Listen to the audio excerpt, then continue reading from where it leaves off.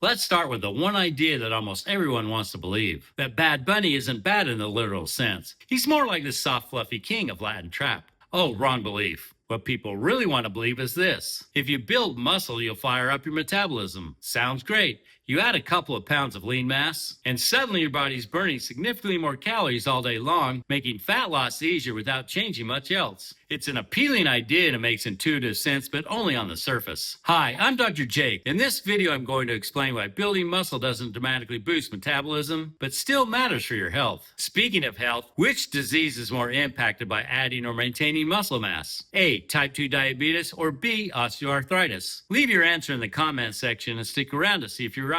Muscle is active tissue, so it feels logical that more muscle mass would dramatically increase metabolism. The problem is the effect is much smaller than people expect. But that doesn't mean that muscle is unimportant to your metabolic health. It just means that it helps metabolism in other quieter, more indirect ways than social media tends to suggest. So how many calories does muscle actually burn at rest? This is where expectations collide with physiology. At rest, 1 pound of fat burns roughly 6 to 10 calories per day. You'll see slightly different numbers depending on the study, but they all fall within the same general range. Even if you're generous and use the higher end, adding 10 pounds of muscle only increases resting energy expenditure by 60 to 100 calories per day. Now that increase is real, but pretty modest. It's the equivalent of eating 12 to 15 french fries or 4 medium carrots. It's also equal to walking 1 mile or 7 minutes of bunny hops. So it's something just not enough to dramatically change body weight on its own, and it's not enough to offset that burrito as big as your head. So while muscle does burn calories at rest, it doesn't rev metabolism the way some people are led to believe. So why doesn't adding muscle have a larger effect on your resting metabolic rate? It's because most of your daily energy expenditure comes from your organs, which burn way more calories per minute than your muscles do. Your brain, heart, liver, kidney, and digestive system are constantly active and require a large amount of energy to function. Even though they make up a relatively small portion of your body mass, they account for a large share of the calories you burn per day. As I mentioned in my previous video on metabolism regulation, the approximate metabolic rate per kilogram per day is 450 calories for heart and kidneys, 240 calories for your brain, 13 for skeletal muscle, and about 4.5 for adipose tissue. If you really want to rev up your metabolism, add a second heart or a couple more kidneys. Just kidding. So muscle, by comparison to your organs, is metabolically active but relatively efficient at rest. When you aren't moving, your muscles aren't consuming large amounts of energy. This is why people often gain muscle but feel confused why their metabolism isn't noticeably higher. Nothing went wrong. The bump in metabolic rate that comes from the energy required to maintain that extra muscle mass is just smaller than you think. Muscle was simply never designed to drive large changes in resting metabolic rate. Its job is to produce movement, not to waste energy while you're standing still. There's also a behavioral factor that rarely gets discussed. As people gain muscle, they often subconsciously move less throughout the day. They may sit more, fidget less, or conserve energy in more subtle ways, like not busting a move when MC hammer drops, like that's possible. Can't touch this. That small reduction in daily movement can cancel out the small increase in resting calories burned from muscle. As frustrating as it is, that's how our energy-conserving body works. Here's a reminder to click like and subscribe. Thanks. But wait, there's more to the story. While muscle doesn't dramatically raise resting metabolism, it plays a crucial role in metabolic health. Skeletal muscle is one of the primary sites for glucose uptake in the body. After you eat, especially carbohydrates, your muscles help remove glucose from the bloodstream and store it as glycogen. Having more muscle increases your capacity to handle carbohydrates and reduces the burden on your pancreas to produce insulin. Over time, this improves blood glucose control, insulin sensitivity, and lowers diabetic risk, more so than for osteoarthritis. Did you get the answer right?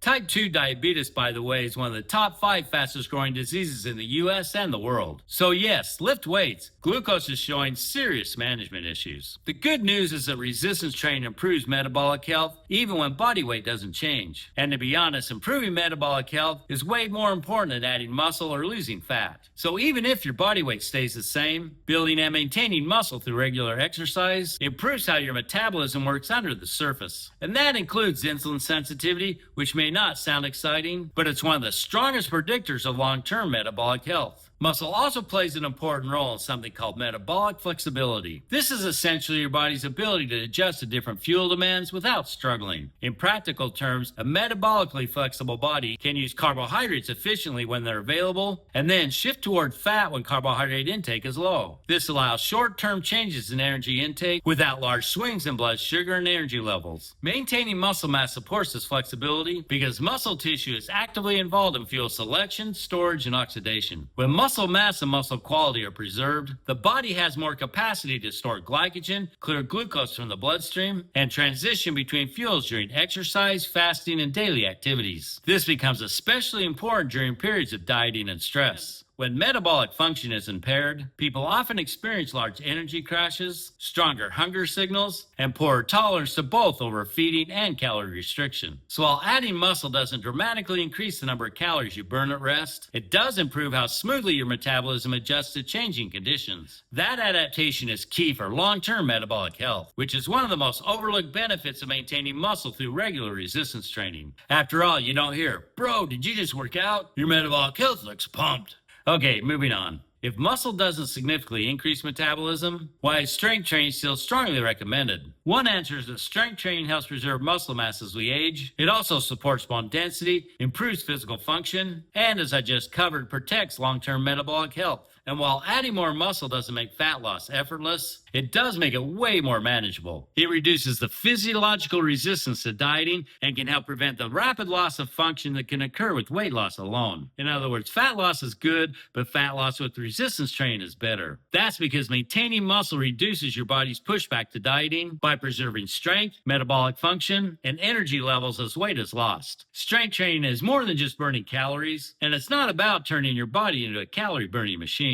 It's about maintaining the metabolic systems that allow your body to function well over time. So here are some key messages to remember. Strength and resistance training build muscle, which is a very good thing for many reasons. But building muscle will not dramatically increase your metabolic rate, and it can't compensate for a constantly bad diet. However, muscle plays a critical role in how your body handles nutrients, regulates blood sugar, and adapts to stress and aging. While muscle is not metabolically magic, it's metabolically important. Once you understand that distinction, you can appreciate strength training for what it actually does, rather than expecting it to do something it was never meant to do. Click like, subscribe, and share this video. I'd really appreciate it. Thanks. And watch for my next video. Neat. The part of metabolism most workouts never touch. And as always, my answers come from peer-reviewed research.